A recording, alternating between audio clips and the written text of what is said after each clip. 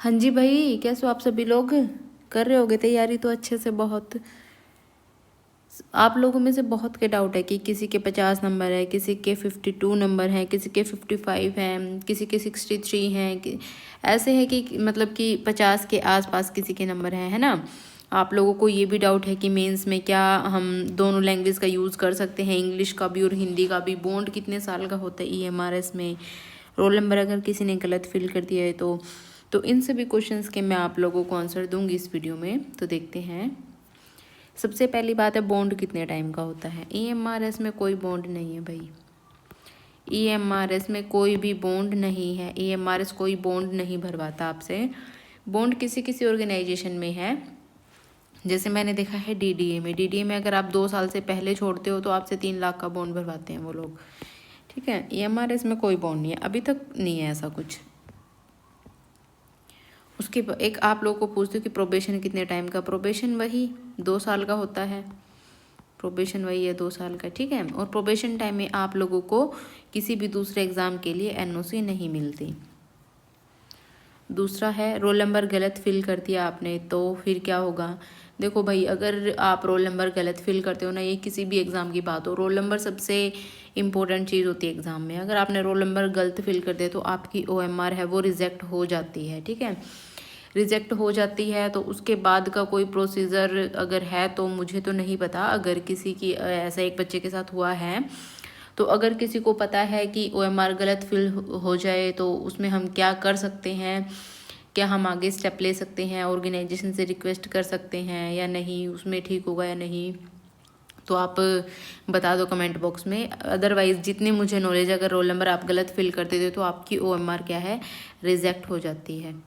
फिर उसका कोई सॉल्यूशन नहीं होता। आपका रिज़ल्ट भी उसमें फिर नहीं दिखाता है कि आपके कितने मार्क्स थे कितने नहीं। उसमें जैसे हमारे तो ऐसे HPSC में ऐसे अलग से ही वो एक PDF बना के अपलोड कर देते हैं कि भाई इस बच्चे का जो रिजेक्शन है वो इसलिए हुआ है कि उसने OMR गलत फिल करी है या फिर उसने कोड नहीं फिल किया है। तो ऐसे इस तरीके से दिखा देते हैं वो लोग, रीज़न बता देते हैं, ठीक है। वैसे जितना मुझे पता है, रोल नंबर गलत फिल तो मतलब आप की जो OMR है वो रिजेक्ट हो जाती है। नेक्स्ट है, एक किसी ने पूछा है कि क्या 2026 में EMRS में सिलेक्ट होने वाले एस्पिरेंट्स को जब अब कभी KVS की वैकेंसी इन फ्यूचर रहेंगी तो उसमें अप्लाई करने का मौका मिलेगा, क्या वो EMRS छोड़ सकते हैं easily if selected in KVS। हाँ भाई, आप KVS में फॉर्म भर सकते हो, इसमें कोई प्रॉब्लम नहीं है, लेकिन आपको 2 साल तक कोई NOC नहीं मिलेगी, ठीक है। NOC नहीं मिलेगी। आप सीधा मतलब रेजिग्नेशन लेटर डालो, अगर आपका सिलेक्शन हो जाता है तो आप जा कर के ज्वाइन कर लो, तो आपको कोई भी बेनिफिट नहीं मिलेंगे। NOC अगर आप मिल जाती है आपको, तो आपको प्रीवियस जो सर्विस है उसका बेनिफिट मिल जाता है, ठीक है। लेकिन अगर आपको NOC नहीं मिलती है डिपार्टमेंट की तरफ से तो फिर आपको प्रीवियस सर्विस का कोई भी बेनिफिट नहीं मिलता है और ना ही आपका टेक्निकल रेजिग्नेशन है जो वो काउंट किया जाता है, ठीक है। टेक्निकल रेजिग्नेशन अगर आपको मिलता है तो उसके बहुत बेनिफिट होते हैं, जैसे कि आप उस ऑर्गेनाइजेशन में 2 साल के बाद दोबारा ज्वाइन कर सकते हो, ठीक है। जैसे कि मैंने भी अपना अभी मैं किसी दूसरे डिपार्टमेंट में थी तो मैंने टेक्निकल रेजिग्नेशन दिया हुआ है, मेरा वहाँ पे प्रोबेशन भी क्लियर था और मैंने NOC भी ली थी, प्रॉपर चैनल के थ्रू अप्लाई किया था, तो मुझे वहाँ से अभी 2 साल की जो है मैं वहाँ पे वापस जा कर के ज्वाइन कर सकती हूँ। तो ये कोई स्ट्रेंज बात नहीं होगी अगर थोड़े टाइम बाद आप मुझे दोबारा उस डिपार्टमेंट में देखोगे तो। उसके बाद है, क्या आंसर बाइलिंगुअल लिख सकते हैं। हाँ भाई, आंसर बाइलिंगुअल कैसे आप लिख सकते हो, जब आपसे फॉर्म फिल करवाया था तो उसमें आपसे ऑप्शन पूछा गया होगा या तो हिंदी या तो इंग्लिश।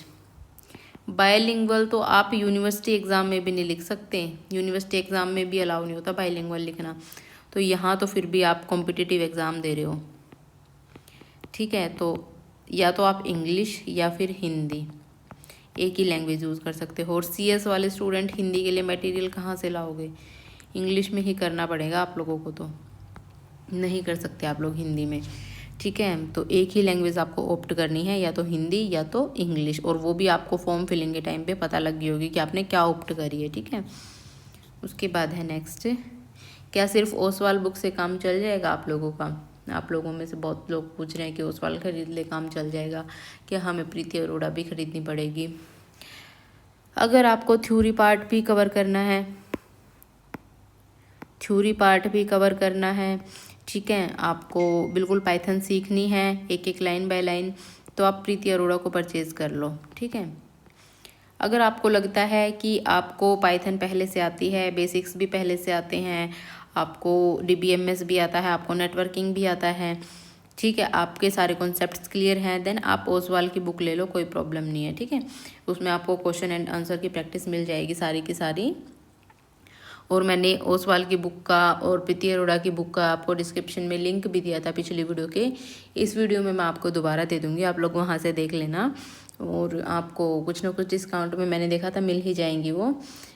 आप किसी सेलर से भी देख सकते हो जाकर, किसी शॉप से भी, अगर आपको ऑनलाइन ख़रीदनी है तो मैं आपको लिंक दे दूँगी, ठीक है। उसके बाद है, कई लोगों का डाउट है कि किसी के 50 मार्क्स आ रहे हैं, किसी के 51 मार्क्स आ रहे हैं, किसी के 52, किसी के 53, किसी के 60, किसी के 65, 62, 63, क्या आपको पढ़ना चाहिए आगे के लिए। देखो भाई, मैं मतलब कहूँगी कि अगर आप TGT के लिए तैयारी कर रहे हो और आपके नंबर हैं 50 के आसपास, तो आप बिल्कुल तैयारी करो, रिज़ल्ट आएगा ना, ठीक है, रिज़ल्ट आएगा, आप पास हो जाते हो तो बहुत अच्छी बात है, ठीक है। ऐसा ना हो कि आप पास हो जाओ और आप एकदम से इतने ओवरबर्डन हो जाओ कि आप तैयारी ही ना कर पाओ, ठीक है। आप अभी पढ़ोगे, अब आप करोगे क्या जब तक आपका रिजल्ट नहीं आता, आप क्या करोगे, मुझे तो नहीं लगता सिवाय टाइम पास के कुछ भी करोगे। तो इससे अच्छा थोड़े बहुत दिन, महीने की तो बात है, महीने के अंदर आपका रिजल्ट आ जाएगा, 1 मंथ के अंदर रिजल्ट आ जाता है, पिछली बार भी 1 मंथ के अंदर रिजल्ट आ गया था, ठीक है। तो 1 मंथ आप पढ़ लो, पाइथन ही तो पढ़नी है, पाइथन को तो पढ़ लो कम से कम, कहीं तो, अरे चलो इस पेपर में नहीं, किसी दूसरे पेपर में काम आ जाएगी, KVS में काम आ जाएगी आपकी, या किसी टेट में काम आ जाएगी, टेट में भी हर जगह पाइथन पूछ रहे हैं आजकल तो थोड़ा थोड़ा पढ़ते रहो, क्या प्रॉब्लम है उसमें, अगर आपके पास 50 के आसपास नंबर हैं। और अगर आप PGT की तैयारी कर रहे हो तब भी अगर आपके 55 के आसपास नंबर है, तो आप करते क्यों नहीं तैयारी, भाई करो, मैं तो यही कहूँगी तैयारी करो। मेरा कोई वो सीन नहीं है कि मैं आपको ये कह रही हूँ कि भाई इसलिए कम नंबर बता रही हूँ कि मुझे कोर्स बेचना है, मेरा कोई मन नहीं है कोई पेड कोर्स वगैरह बेचने का, ठीक है। तो और कुछ लोग पूछते हैं आप लोगों में से कि भाई हम किसका कोर्स लें। मर्जी है आप लोगों की, जिसका मर्जी आपको कोर्स लेना है आप ले सकते हो। वैसे तो मैं आप लोगों को सारा ऑनलाइन यूट्यूब पे करवा ही रही हूँ, अगर फिर भी आपको नीड महसूस हो रही है किसी कोर्स की तो आप ले सकते हो, ठीक है। पर मुझे इतना भी पता है, आप कोर्स ले लोगे, मैंने देख रखे हैं सभी के नोट्स, ठीक है। ऑनलाइन जितने भी ये कोर्स वगैरह बेचते हैं ना, सभी के नोट्स मैंने देख रखे हैं, मुझे पता है वो किस लेवल का कंटेंट देते हैं। मैं सुबह पाइथन के साथ डील करने लगती हूँ और मुझे रात हो जाती है पाइथन को पढ़ते पढ़ते, पाइथन को पढ़ाते पढ़ाते। तो आप लोग खुद ही सोच सकते हो उस चीज़ का एक्सपीरियंस। तो बाकी आप लोगों की मर्ज़ी है, मैं नहीं मतलब इस चीज़ पे कमेंट करूँगी कि भाई आपको कोर्स लेना चाहिए या नहीं लेना चाहिए। हाँ, लेकिन आप ज़रूर इस चैनल पे वापस आओगे कोर्स लेने के बाद भी, आप नोट्स के लिए और वीडियोस के लिए, ये मैं पक्की गारंटी देती हूँ आप लोगों को। तो चलो ठीक है guys, bye bye, take care, like share and subscribe our channel. और जो बुक्स हैं उनको मैं डिस्क्रिप्शन बॉक्स में आपको दे दूँगी, ठीक है guys, bye bye, take care.